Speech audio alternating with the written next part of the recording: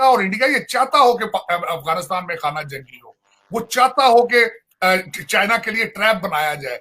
China की देखिए तरक्की की सबसे बड़ा सीक्रेट ये है कि आज तक वो किसी वार में नहीं फंसे। वो आज तक उन्होंने आर्मामेंट्स पे या अपनी आर्मी को इतना स्ट्रांग नहीं किया, सारे अपने एसेट्स, अपने सारी ताकत इकोनॉमी पे लगाई।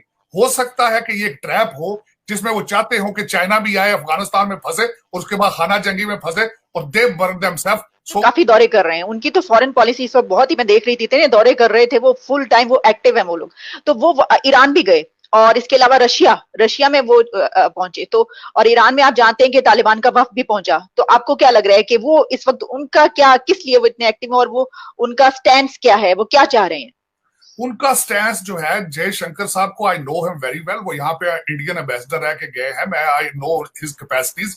मुझे उन पे अफसोस नहीं है, मुझे अफसोस है अपने मुल्तान वाले जो हमारे फॉरेन मिनिस्टर है, उनको चाहिए मुल्तान से निकले और पाकिस्तान को रिप्रेजेंट करें। वो मुल्तान पे अभी बैठे हैं। उसकी वजह यह है कि आप देखें जयशंकर साहब कहे वेरी वाइज उनकी तरफ से कि तालिबान के साथ रिलेशनशिप एस्टेब्लिश कर रहे हैं, वो आगे अपने फ्यूचर की बातें कर रहे हैं।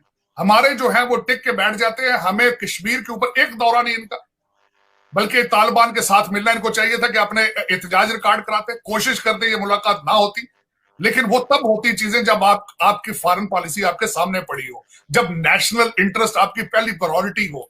उसमें दरअसल इस तरह के कई ब्लंडर आज माजी में भी हुए और आगे फ्यूचर में भी करते रहेंगे, क्योंकि नेशनलिज्म का फुकदान है, इनके अपने इंटरेस्ट बेस्ड डिसीजंस है। वो ज्यादा, जिस तरह मैंने आपको कहा है कि हमारे फॉरेन मिनिस्टर साहब is worried about Multan and chief ministership और -1 formula versus Taliban relationship. Exactly exactly. अगर आप बिल्कुल ये, बल्कि काफी मैं देख रही थी कि जिस तरीके से इंडिया के फॉरेन मिनिस्टर के विजिट्स हो रहे हैं, जैसे जैसे तालिबान जहां जहां पर पहुंच रहे हैं, इंडिया भी वहां पर पहुंच रहा है। और जाहिर है कि कोई भी कंट्री जिसको ये कंसर्न है, और खासतौर पर इंडिया पाकिस्तान जो कि बराह रास्त उससे मुतासरा ममालिक है, तो वो तो ये करेगा। लेकिन पता नहीं क्यों कि हमारी इस वक्त फॉरेन मिनिस्ट्री इतनी एक्टिव क्यों नहीं है। सर एक और बात इस वक्त जो हुई, एक बड़ी अहम बात, कि मिस्टर ब्लिंकन ने कॉल किया FM कुरैशी साहब को, और आप जानते हैं कि काफी अरसे से बात हो रही थी कि पाकिस्तान जो है वो अमेरिका से तो बहुत अब दूर चला गया, और मिस्टर बाइडेन से जो है वो काफी कोशिश की गई, यहाँ से खबरें आई कि वो कॉल करें, इमरान खान को बुलाएं, ऐसा कुछ नहीं हो रहा था। अब ये कॉल हुई, तो क्या आपको लगता है कि बर्फ पिघली है, या कितनी अहमियत की हामिल है ये कॉल?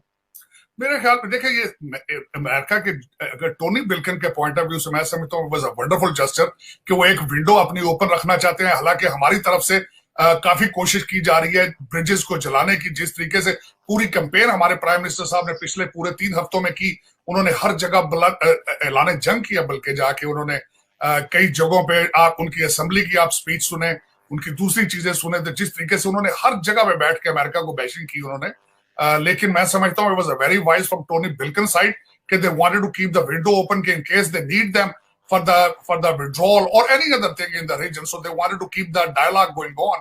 लेकिन मेरे ख्याल में इससे आगे इसकी कोई हकीकत नहीं है। they have completely joined the Indian camp.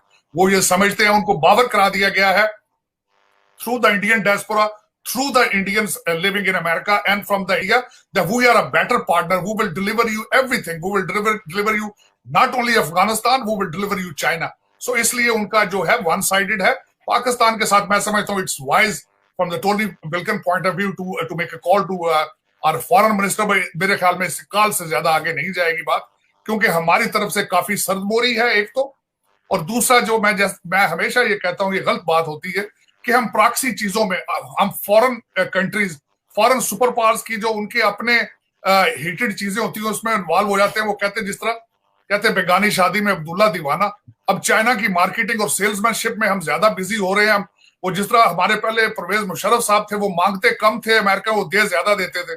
इसी तरह अब चाइना इतना शायद वो ना मांगता हो, लेकिन हम उनके गीत, हम कम्युनिस्ट, आज चाइना का अपना रियासत मदीना का मॉडल छोड़ के अब कम्युनिज्म को हम सपोर्ट करते हैं, उसके बारे में उसके प्रचार करते हैं, उसके बारे में सारा कुछ करते हैं। लेकिन इतना नहीं करना चाहिए मेरे ख्याल में, बैलेंस रखने की कोशिश करनी। और दर हकीकत जिसको मैं सही डिप्लोमेसी समझता हूं कि आप करें जो आपकी मर्जी है, लेकिन ऐलान जंग न करें, आप उस वोकल ना हो इतना आप। लेकिन इस वक्त तो हम बहुत वोकल हो चुके हैं।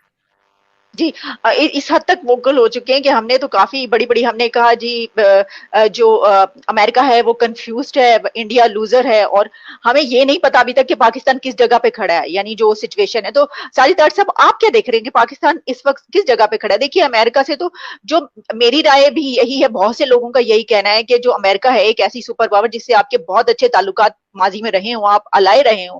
आपने इतनी बड़ी-बड़ी जो है वो जिहाद और जंगें लड़ी हैं उनके कहने पर सब कुछ, और अब आप अचानक से अगर उनको छोड़कर उनकी बैशिंग शुरू कर देंगे और उसके बाद आपको ये नहीं पता कि आगे मुस्तकबिल में क्या होने जा रहा है। और फिर ये कि आप फ़ज़ाई अड्डों की भी बात है कि फ़र्ज़ कीजिए कि अगर सिविल वॉर वहाँ पे होती है, ये भी बताइएगा कि किस हद तक आप चांसेस देख रहे हैं? क्योंकि साजिद साहब, आपने ये कहा कि वहाँ पर जो तालिबान है वो बेहतर हैं पहले से, तो आपको लगता है कि नहीं, कोई सिविल वॉर की कोई सिचुएशन नहीं होगी? इन दोनों में प्लीज़ बताइएगा।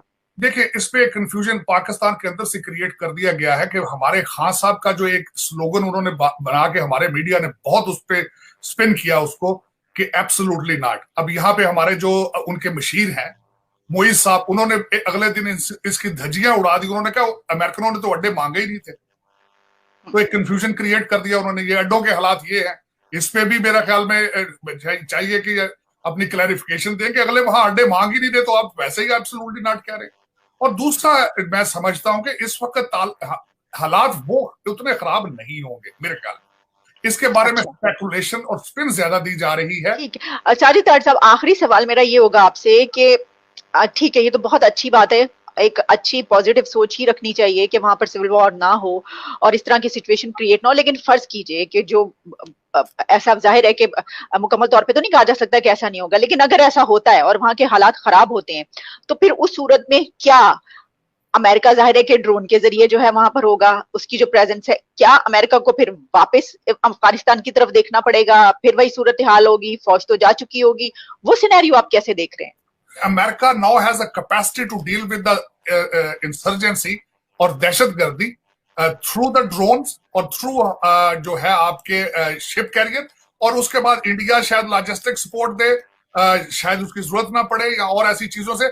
और आपको ये भी पता होगा कि हमारा पेंटागन और हमारी यहाँ की सियासी क्यादत आज वाली जो बाइडेन एडमिनिस्ट्रेशन ये कई दफा कह चुके हैं कि in case if that happens we will come back. और अच्छा, एक यहाँ पे ये भी मैं आपके देखने वालों को बताना चाहूंगा, एक सिनेरियो यहाँ पे ये भी है। एक ये भी लोग कुछ कहते हैं कि शायद अमेरिका और इंडिया ये चाहता हो कि अफगानिस्तान में खाना जंगी हो, वो चाहता हो कि चाइना के लिए ट्रैप बनाया जाए। चाइना की देखिए तरक्की की सबसे बड़ा सीक्रेट ये है कि आज तक वो किसी वार में नहीं फंसे। वो आज तक उन्होंने आर्मामेंट्स पे या अपनी आर्मी को इतना स्ट्रॉन्ग नहीं किया, सारे अपने एसेट्स, अपने सारी ताकत इकोनॉमी पे लगाई। हो सकता है कि ये एक ट्रैप हो जिसमें वो चाहते हो कि चाइना भी आए, अफगानिस्तान में फंसे, उसके बाद खाना जंगी में फंसे और they burn themselves, so America और दूसरी दुनिया के लोगों को कैचअप करने का टाइम मिल जाए चाइना के लिए। हो सकता है ये भी एक थ्योरी यहाँ पे लोग इसके बारे में बात करते हैं।